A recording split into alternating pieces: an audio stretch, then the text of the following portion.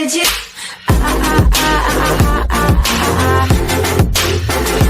Anything you want.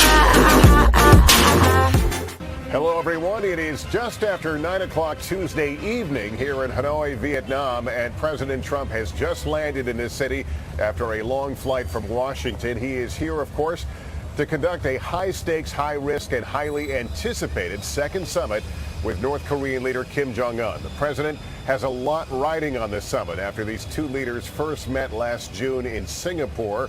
Mr. Trump declared, quote, "There is no longer a nuclear threat from North Korea," an assertion contradicted by U.S. intelligence officials. The world will be watching closely to see what Trump will be able to accomplish during his 2 days on the ground here and what price he is willing to pay to get it. You can see the stairs have been brought up to the front of Air Force One. We expect to see the president momentarily. In the meantime, NBC's Kelly O'Donnell is covering the arrival there just north of us at Hanoi's Noi Bai Airport. Tell us what you're seeing and what the preparations and what the arrival is going to look like, Kelly.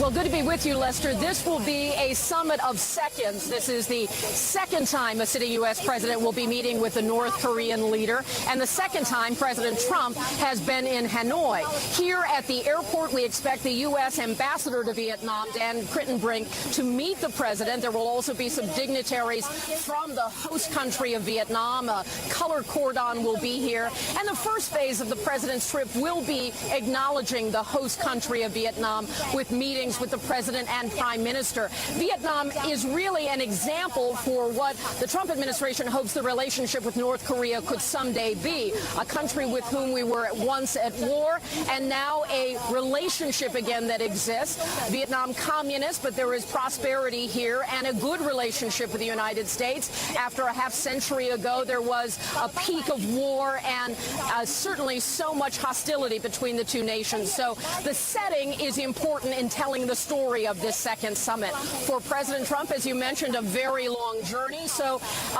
because it is evening here, he will be greeted formally, and then we'll have some downtime before all of the official festivities begin. Lester?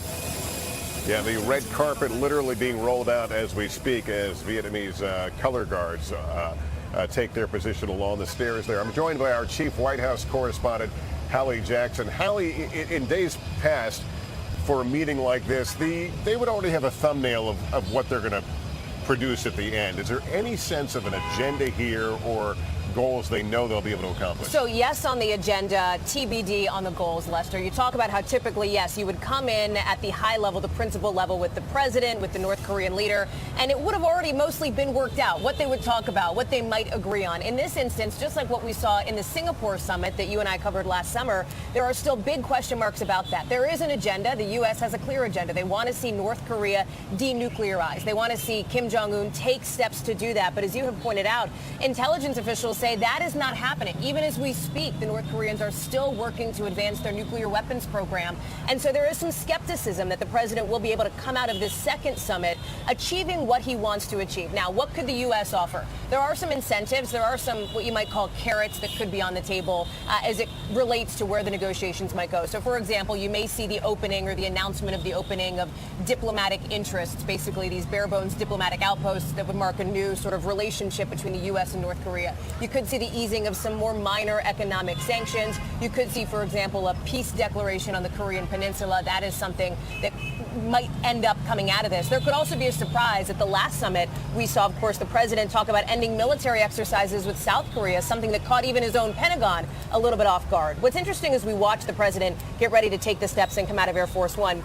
You're right. They literally are rolling out a red carpet for him, as they did for Kim Jong-un. Remember, Kim is on an official state visit here in Vietnam. So there is a level of pomp and circumstance related to that the president, President Trump, just is not going to have, because it's not that level of formality. But this arrival ceremony looks like it's intended to be a way for the Vietnamese to say, hey, you're here, we're welcoming you formally, and with some of that pomp and circumstance that both leaders want to see. And we should note that Kim came to town in a very different manner. Oh boy, that armored train that took him on a journey through China and then here into Hanoi, and crowds cheering as he was welcomed at his hotel. Yeah, quite the journey. There's the pictures of him earlier coming off that special armored train.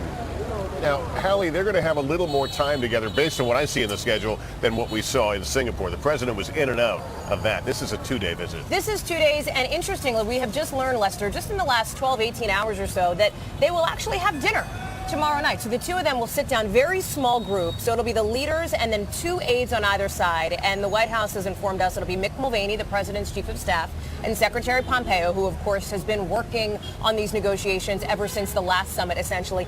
That is going to be fascinating to see how these two do when it is not necessarily in the confines of an official, formal discussion as it relates to negotiations. This is just dinner. We know that President Trump back home often dines with folks regularly, bounces ideas off of them. So I think to be a fly on the wall in that room is fascinating. Secretary Pompeo, it should be noted, has also met with the Vietnamese foreign minister here already. He's been on the ground talking with the lead negotiator on the U.S. side, making those final preparations. But remember, Pompeo has been involved in this really since the last summit. He had conversations in October. The White House says that things sort of went flat a little bit with these North Korean talks in October and November and in part of December. But in late December, the momentum picked up. You saw these letters that were sent and received between, as President Trump has talked about, him and Kim, as the two developed what the president has called a great relationship. As you know, that has raised some serious questions considering the human rights abuses, the grave human rights abuses that Kim perpetrates in North Korea. And we recall from that last meeting, they came out of it with a letter basically stating that, you know, we like the idea of denuclearization, and beyond that, not a lot. Here is the president now as he stands at the top of the stairs there at Air Force One and greets the official crowd there at the airport. He is traveling without the First Lady on this visit. You noted he'll have dinner. I'm trying to do the time change correctly. Tomorrow, 24 hours basically from when we are right now, if that helps. The airplane, the Air Force One, made a couple of fueling stops on the way here. There's any way you slice it, it is a very long and exhausting journey, as we can all attest to. But he'll get a night's sleep here. Again, it's a little after 9 o'clock at night. And the president greeting some folks probably from the U.S. Embassy. And the president has done these journeys before. He did that lengthy Asia trip in the first year of his administration, the summit in Singapore, of course, the first time he met with Kim Jong-un. This was 20 hours for the president on Air Force One. He's there with his aides. He's there having conversations, presumably with the people who are traveling with him on the White House side, including some of these negotiators, as he speaks now with the Vietnamese leaders. And again, this is a bit more formal than you might expect to see for an airport arrival on the tarmac here. If they pulled out, you'd see that red carpet and the color guard, as you mentioned, there to greet President Trump. It was a very different scene for Kim Jong-un. He spent 65 hours on that slow-moving train through China before hopping into a car when he reached the Vietnamese border. And it is a spectacle here, Lester. I know you've walked around Hanoi and have had a chance to see it. The South Korean media, the Vietnamese media, the Japanese media, congregating at corners, waiting for any kind of a glimpse they could get of this reclusive leader who, by the way, we believe might still be at the North Korean embassy. He left his hotel after arrival here in Hanoi and went over to the embassy where he's been for several hours. There's the president greeting folks there at the bottom of the stairs as he arrives here in Hanoi for this all-important summit. And again, the expectation's high. He has tried to tamp down expectations, speaking the other day, essentially saying, well, if they're not testing, that's a win. Well, they haven't been testing their ballistic missiles since, I believe, November of 2017. But as a nuclear weapons expert pointed out to me, once you're finished, you don't have to test. The U.S. doesn't test. Other nuclear-armed countries don't test anymore because they assume they've got working hardware. So what indication that is of the intent is of course, a big question that hovers over all of this.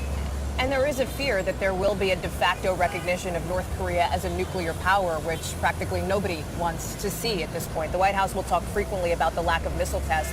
The president and his aides telling us that that is a win for them, that in essence, Lester, it could be worse. That's the argument. Yeah, the president looks like he's going to go straight into presidential limousine, often known called the Beast, and ride into town. Again, this is not a state visit, so some pomp and circumstance, but not. And not nearly what you saw for Kim Jong-un and what you will see for the North Korean leader here in Vietnam, because remember, he is staying past the summit as well. We believe he'll stay for several days. Yeah. I believe we have also standing by our chief foreign affairs correspondent, Andrea Mitchell in Washington. Andrea, what are your thoughts as you watch these two men come together here? What is the pressure the president is under right now? Well, this is the scene that the president clearly wants. It is the pomp and circumstance of an arrival at a summit, the second summit. But the pressure really is, according to intelligence officials and all the experts you and I and Hallie talked to, that they will give away too much, that this president, as we remember in Singapore, declared that the nuclear threat was over, and that was not accurate, that he gave away the joint military exercises with South Korea, which are very important for readiness, to the dismay of his former defense secretary, Jim Mattis at the time, completely caught unaware by that. And that at this stage, when he says, as you were just pointing out with Hallie, when he says that I'm happy, which he told the governors on Sunday night here at their annual gathering, I'm happy as long as they're not testing. They don't have to test anymore. They have finished the job of testing. And the question is, they have so lowered the threshold of what is an acceptable outcome of this summit that nuclear experts and his own intelligence community are very concerned indeed. What he might do in a one-on-one meeting is, of course, of concern after what happened in Helsinki with Vladimir Putin. So it is somewhat encouraging that Mike Pompeo will certainly be there at the dinner, at the social occasion. And Pompeo has been the point person on all of these talks, but on one trip went all the way to Pyongyang and didn't even get to see Kim Jong-un. So the fact is, there have been lots of hiccups along the way, and there is a great wariness that this president would give away the store. All right, Andrea, thank you. And before we wrap up here, Hallie, I just want to, we should note as the president comes here, the world will be watching him and this summit, but he is going to have an ear cocked to what's going on back home when his former lawyer, Michael Cohen, testifies before Congress. You're actually watching that split screen moment now, Lester, because Michael Cohen, we're told, has just arrived on Capitol Hill for the first of 3 days of testimony in front of lawmakers, both publicly and behind closed doors. Cohen, of course, is the president's former attorney who is now promising, according to a source familiar with what Cohen will say, to reveal what he describes as crimes that Donald Trump has committed. Remember, Michael Cohen has some serious credibility questions. He is headed to prison for essentially lying to the feds about various issues related to his dealings with the campaign, with the president himself. But this is highly anticipated. There's a lot of senators, both Republicans and Democrat, who are eager to hear what Michael Cohen has to say. And even though, given the time zone, that's all going to be happening while the president is presumably sleeping, I wouldn't be surprised if we maybe saw a tweet or two this week. But you got it right. This is going to be, for the next couple of days, a split-screen moment. Hallie, thank you. We will be here to cover this summit over the next 2 days and come back on the air, certainly as events warrant. You can also follow all the latest news and developments by downloading our NBC News app. And, of course, I'll be back later with NBC Nightly News tonight from Hanoi. For now, I'm Lester Holt, NBC News, Hanoi.